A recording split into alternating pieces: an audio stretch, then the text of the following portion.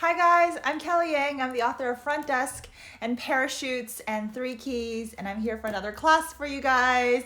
How are you guys today? It is Friday. We made it through another week. I'm so happy that it's Friday, and I hope you guys have had a really great week. I am also taking over the Harper Teen Twitter account today, so if you want to chat with me there, you're more than welcome to ask me questions. And today we're going to talk a little bit about stakes.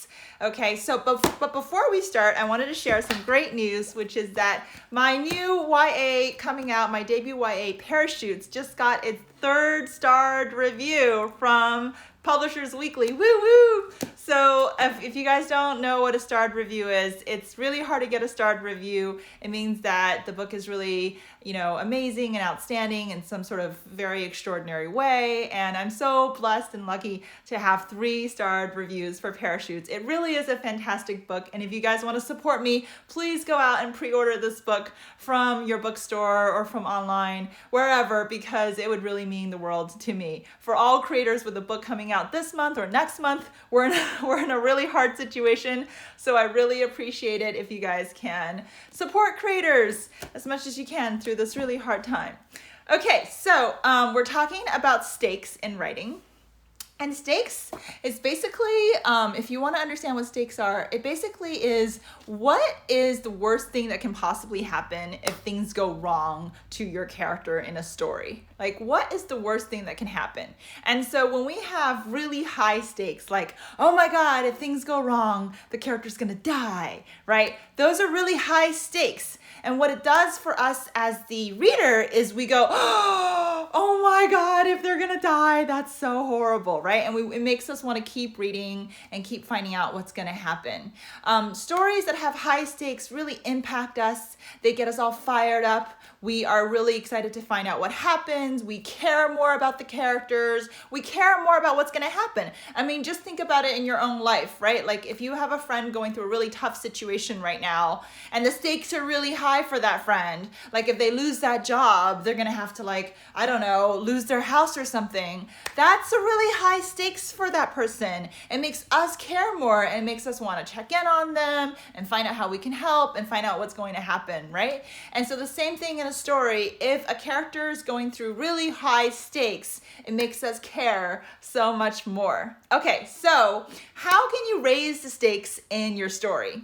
There are many different ways you can raise your stakes, right? The first thing is you can limit the time, right? So one of the ways we do that is if the character wants something to happen, let's say that they want to, get into a school, and the time that they have to make that happen, if it gets shortened, if it's like, well, you can't really get into the school if you don't do well in this contest, or if you don't do well at this tournament, right? This raises the stakes for that kid, especially if getting into that school is so important for some reason, for like if their life is, if they're in a really hard spot in life right now, and they've got to get into a good school. Otherwise, everything's going to go to hell. Then it raises the stakes. So by shortening the time, this really helps us to make that impact much more profound. And this happens in Parachutes because Danny, one of the characters in the story, one of the 2 strong female protagonists, she wants to go to Yale. She really wants to go to Yale because she needs to change her whole life, right? Like she and her mom are stuck in a really bad job. They're both maids cleaning houses of really rich people, and they're sick and tired of it. They want to do something that's more profound and interesting with their lives, and they deserve it. Like they're both like amazing women who deserve it. And the really fast way, the quickest way to, upward social mobility is through education. So she really wants to go to Yale for that reason. But the only way she can go to Yale is if she does well at this tournament, at this debating competition, right? So she wants to do well at this thing called the Snyder Cup, which I made up. It's not real. But basically, she's a debater. She wants to do really well at this competition so she can impress the judges who are going to be watching her. A lot of those judges are going to be from Yale. So she needs to do well in this competition in order to go for her dream of changing her whole life, and not only her life, but her mom's life too. But then everything kind of falls apart because this competition is really hard to get into. Her debate coach is the one who selects who gets to go. He starts acting really inappropriately towards her, which like, I've been there. I don't know how many of you guys have been there, but like I've been there. It's a real thing. It's terrible and it's so horrible when it happens, but it's also like, what do you do? Like, what do you do when you're a scholarship student going through something like that? And so Danny's stakes are really high in parachutes, right? She's not gonna die if it doesn't work out for her, but like in her mind, she might as well. I mean, it's just like, it's so horrible to not have your dream, or to have your dream like screwed up because some guy is acting inappropriately. Like that's a really high stakes for any girl, right? Anybody going through this really hard situation. So that's one way we can raise the stakes, is by limiting the time, okay? Another way we can raise the stakes is by limiting your options, okay? So in Front Desk, my debut novel, Mia wants to own the motel. Like she's tired of working for someone else who's gonna take all of the money from her family. She wants to own her own destiny. And the only way she can do that is if she somehow manages, not only manages, but owns the motel that she is managing. And she's only 10 years old. And there are very limited options for her to get that goal, right? And so if we think of like the goal as something that she wants, the stakes are like what happens if you don't get that goal. And the stakes are really high in Front Desk. As we know from the story, you know, they're in a really tough situation. They're going through poverty. They don't have a lot of money. Not only that, but they don't have health insurance and it's a really rough neighborhood. So mom, you know, has a health problem and can't go to the doctor. So the stakes are really high and they're very real, you guys, because like that's literally the way that I grew up and it's the way a lot of people grow up, right? So Mia really wants this for her family. She doesn't really know how to get it, but she has limited options and that's what raises the stakes. One of her two options, right? Option one, which is impossible, is that she buys a motel, which is just like nearly impossible for her. I mean, she's 10 years old. How is she going to come up with, you know, hundreds of thousands of dollars? But option two is more interesting. She has to win an essay contest because this essay contest has a motel for the prize as the prize for the winner, which is really interesting. And actually it's real. Like I found out about it reading a magazine. It was like a real contest that a couple in Vermont, I think, or in Connecticut, they were going to do this essay contest because they were tired and kind of retiring and old from, you know, running this bed and breakfast their whole lives. And instead of selling it, they wanted to hold an essay contest and have the winner, you know, be given the motel, given the bed and breakfast as the main prize. Okay, so Mia finds out about a similar contest and she wants to go for it. The stakes are really high because if she doesn't get it, then she doesn't get any of that stuff. But also there's an entry fee, right? So when you start limiting the options and when you start raising what you can do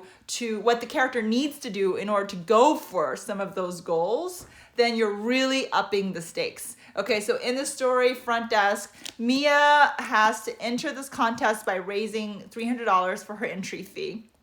She has no idea where she's going to come up with the money. So she starts doing all sorts of things to try to get the money. She tries to get tips. She tries to, you know, cash in some of her dad's lucky pennies. Like these are things that she's doing to actively try to get to her goal. But we know as the audience and as the reader, if she doesn't get that goal, she's just wasted $300 and she's wasted like her family's like only savings, right? So that in our, like as the reader, when we read that, we're like, oh, we're all like, really tense and really worried for her. We want her to get it, but we also in the back of our mind know like what's at stake. And so when we talk about stakes, that's what we mean. We want to heighten the pressure. We want to heighten all the possible problems that are going to come up if it doesn't work out. And we want to heighten what could go well, what could go right. Like if it does work out, like how many amazing things can happen and what can change about your life, right?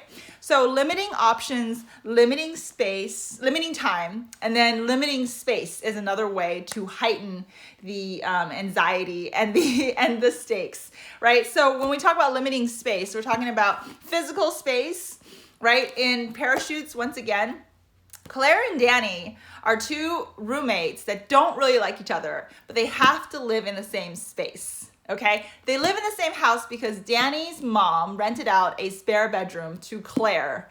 And Claire is here all by herself. Her parents are in China. And so she doesn't have anyone here. She doesn't have any family. And so when things start going wrong for her in school because she dates this guy who's like not a good guy to date, then she doesn't really have a lot of choices. Like things can go really, really, really wrong for her.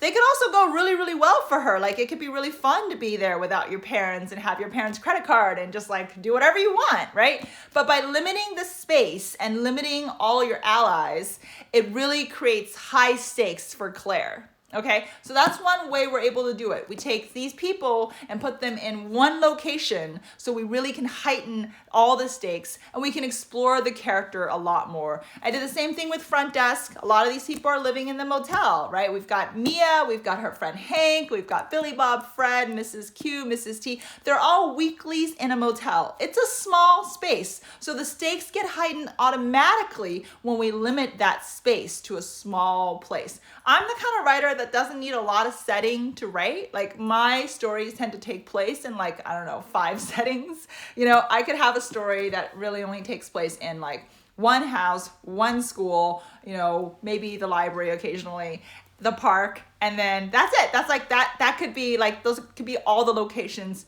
in one of my books because I'm someone who really does like to limit the space because I really focus a lot on character instead of having sprawling settings and like 25 locations, okay?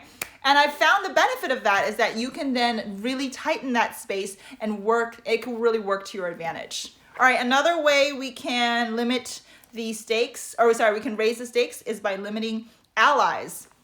If your character does not have a million friends, when that character is going through something, they immediately have higher stakes. Okay, think about that for a second, right? Like when you're a new person in a new country, anything bad that happens to you, the stakes are really high because you don't really have a million people you can call and be like, oh my God, my car just broke down. What do I do, right? Or, oh my God, I don't know how to do well in this test. What do I do, right? People who have like a million friends, they have lower stakes because they can just call one of their friends to bail them out or to help them, right? So that's why stories where the protagonist does not have a huge crew of people to help her or him, those stories are gonna have higher stakes, okay? Now we do have there are lots of stories that we all love and enjoy where the stakes are not that high. Like I'm thinking about Friends, for example. Like Friends is one of my favorite shows. There's a comfort there because no matter how hard Joey screws up, he'll be okay, And there's a really lovely comfort there. And so you can ask, well with Kelly, how come shows that are hits don't have these crazy high stakes? And I will say that, first of all, that is definitely the case with certain sitcoms. They can go on and on and on without super high stakes. But if you look at the emotional stakes of Friends, they're actually still high, right? Even though no one is dying, right? There are people who are getting dumped and going through this trauma that happened, or Ross is cheating on Rachel. These are high stakes for a person, even without death. Okay, so don't think of stakes as a Hunger Games. Oh my God, someone's gonna kill me and I have to be, tribute to something. It's not always like this, right? So in contemporary writing, we don't have to have crazy high stakes where someone's getting shot every 2 minutes. But the emotional stakes still need to be high. So even if we look at a show like Friends, right? Or even a show like Modern Family, right? The stakes are high for those kids and for those adults, right? Things are happening all the time where people are feeling oh, what if I do this thing and I have this career repercussion? Or what if I do this thing and I have this boyfriend repercussion? Or what if I do this thing and these friends don't want to be my friend anymore, right? So all of these things are what we call emotional stakes, and they happen in every sitcom. Even if it's I Love Lucy. I don't know if you guys, and this makes me probably sound really old, but I'm an I Love Lucy nerd. I watched every episode of I Love Lucy growing up. I love Lucy. And even though we always know that she will be fine with Ricky in the end, the stakes feel so high in every episode, because in every episode she's like on the verge of getting into serious danger. In some cases she like nearly sets things on fire and things like that, right? And same thing with The Simpsons, right? Like these are beloved shows, beloved by fans. You know Bart's gonna be okay. You know Maggie's gonna be okay. But there's the feeling of high emotional stakes when something goes wrong, because you love the characters so much. You don't want them to be like, suffering giant, horrible consequences, right? But they do a little bit. They do suffer consequences. And when they do, the emotional stakes are still really high, right? If you look at a show like Seinfeld, the stakes are high, even though they're not dying. Okay, so I really want to emphasize that. There's like physical stakes. You could get robbed. You could get murdered. You could get deported. These are like physically really high stakes. And we do write a lot of that in when we write, because they're really real, right? I mean, in Front Desk, mom gets beaten up. It's terrible. It's sad. It happened to my mom. It's like really real. These are things that physically happen. Physical stakes are high, right? But the emotional stakes are what's going to keep your reader turning that page. And for that to happen, two things have to happen. They, number one, have to love the character. So you have to spend the time doing the character work on your character. And second of all, something has to feel like it could get lost if this thing goes wrong, right? Whether it's like a little bit of love gets lost, or a little bit of the relationship gets lost, or right, or a little bit of their identity gets lost. There's the feeling that there could be this loss, which is like a really scary thing for us. I mean, think about it in our own lives. Like if a little bit of love gets lost between me and like my husband or like my kids, like that's a really scary thing. It's not like life and death, but like it takes years to rebuild that up, right? So that's a really high emotional stake, right? Or a little bit of my identity gets lost. If I feel like I'm less proud to be Asian American as a result of this experience or something, that's terrible. And that's just as high of an emotional stake as if like my car got stolen, I think, right? So those are all stakes that we can put in and we can weave them in with every single thing that your character goes through. You want to ask, what's the worst thing that's going to happen if this thing does not work out? And if those stakes are high enough, then you can keep going and keep writing them in. If they're too low, if they're like, so she doesn't win the thing, she just doesn't make as much money, but she'll be fine because, she loves everything about her life and her life is really perfect. And so it doesn't really matter if it doesn't work out. Those are really, really low stakes and you have to work on that.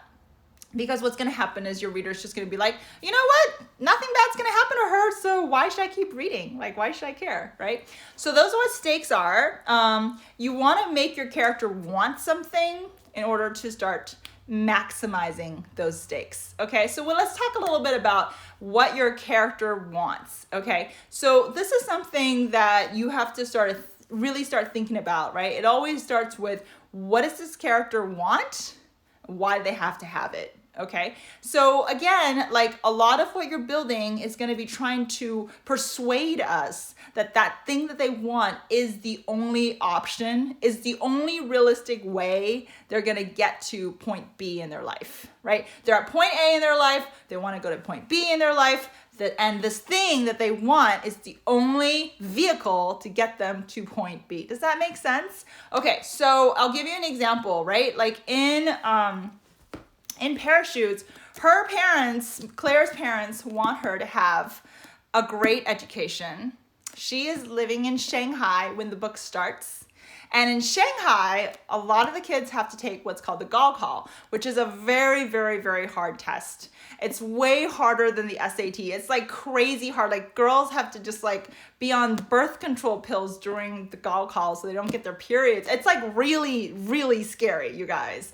Like people have like, they have like massive anxiety attacks over the Gaokao. And you cannot do it like 5 times a year like the SAT. You have to do it once a year and that's it. That's your only shot at doing it. If you don't do well, you're gonna have to wait until next year. You're gonna have to graduate later. So it's really, really scary for these kids.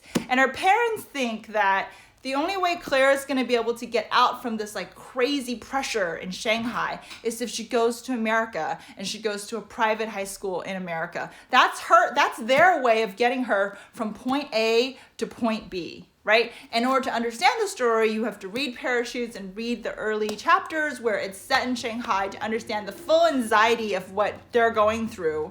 And Claire, she doesn't really want to do it, but she also wants to get to point B. She really wants to have like a great life and go to a good school and, graduate from like, a good college and major in what she loves to major in. So she wants to go along with this, but she's also in the back of her mind really scared about this vehicle, this way of getting from point A to point B, and all the things that can happen that can go wrong if that vehicle like breaks down, right? And so she goes along with it. She goes to California, goes to the private high school. She's like there on her own, and she's really kind of like all alone as a new immigrant. She starts getting in with the wrong crowd. She gets in with a crowd which is, pretty superficial, as a lot of high school kids, high school kids know, right? That clique is really important. You have to choose it carefully. And she starts dating the wrong guy. This guy who's like super rich and has like a really fancy car and like a fancy house and all these things. But at the in his heart of hearts, is he really that good of a guy? I don't know. You have to read the book to find out. But the stakes become higher for Claire because of what her parents do to try to get her from point A to point B. Okay, and you're gonna find out like sometimes when the stakes are really high, right? And everything starts to fall apart, which is again what happens towards the end of Act 2 when everything starts to fall apart and it feels like the characters lost all hope and they can never get to point B anymore because their vehicle is completely broken down or it's failed them, it's abandoned them, and now they're just wishing they had never even started on this journey to begin with, right? Then what happens is they have to put themselves back together again. And that's the real growth journey of the character, right? Something usually happens at the beginning of Act 3 where they find that last reserve of whatever it is, resilience, character, bold, like amazing courage, whatever it is that's going to help them actually get to point B in the end, even if that vehicle sort of breaks down or wasn't originally the path that they wanted to take. Okay, I hope that all makes sense. If you guys have any questions about stakes or about character, please put them into the comments. Stakes are really, really hard. Like, they're really hard for me. I struggle with it. And we're gonna talk a little bit, just because we have a few more minutes left, about struggling with being creative, especially during this weird time, which is very stressful. I struggle with it a lot as well. It's not something that comes naturally. Like, our brain is not wired to think naturally, like, what's the worst thing that can happen, right, to a character. Like, that's just not the way that any of our brains work. So it takes real effort for you to like sit down and think about it. Like, if you were crafting the story of this person's life, if you were playing God, right, what is the biggest test for this character? What can go wrong realistically and logically? And what would they learn from it? And how would that build them as a person? That's how I like to think about it, right? Like, everything that life throws us, it's either going to make us stronger or weaker. It's up to us to figure that out, right? That's why I like writing, because it's a way for me to process all the craziness of the world around me. And so I want to end with that. It's just like, think about that for a minute. Just think about all the things that life can throw someone, all right? All the things that you've wanted to do growing up, right? All the things that you wanted to do and why you had to do them, right? And what would have happened if things had gotten off to the wrong start, or something happened that was completely unexpected, that just threw you and like completely made you, go off the track, off into a different direction. And how do you then center yourself and find that original direction to begin with, okay? This is a really hard time because of what's happening. As writers, we generally need a lot of time and space and peace, right? It's really hard to find that peace right now with so much going on. If you're struggling, just know you're not alone. Like all writers that I talk to, every professional writer I'm talking to is struggling big time. That's totally normal, you guys. And the only way you can find that peace is to give it time, okay? So either give it time right now, or you can just shut a lot of stuff off. This is what I do, is just try to take a break from the news, from social media, from all this stuff that is happening that is interfering with your peace in your mind. Because if you don't find that peace, it's gonna be so hard to create. And the only way you can find it is by forcing the peace, which is basically like shutting yourself in a room, finding that peace and quiet, trying to find the ability to go into a different world. I always say that when I'm writing, I'm like an astronaut. I'm like taking off into space. I'm taking off into a different world. And sometimes the reentry back to this world, it's a little jarring. It's a little like, oh my God, like, I'm here again? And so it takes time to get yourself to that world and get yourself back. Go easy on yourself, especially this year of all years. Please go easy on yourselves.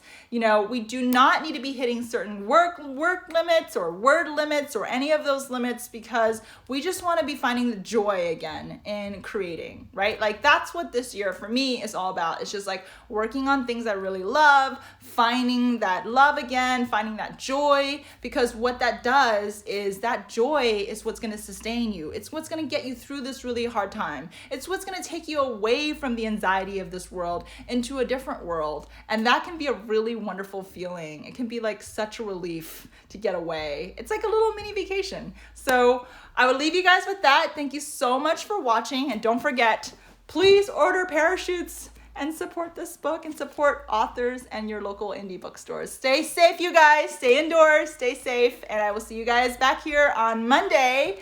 And we're going to have another guest. It's one of my really good friends, May. She's the author of The House That Lou Built. I'm so excited to be talking to her. She is an amazing middle grade author and one of my dearest friends here in the Bay Area. And we're going to have a great chat together. Bye, you guys. Thanks so much for watching.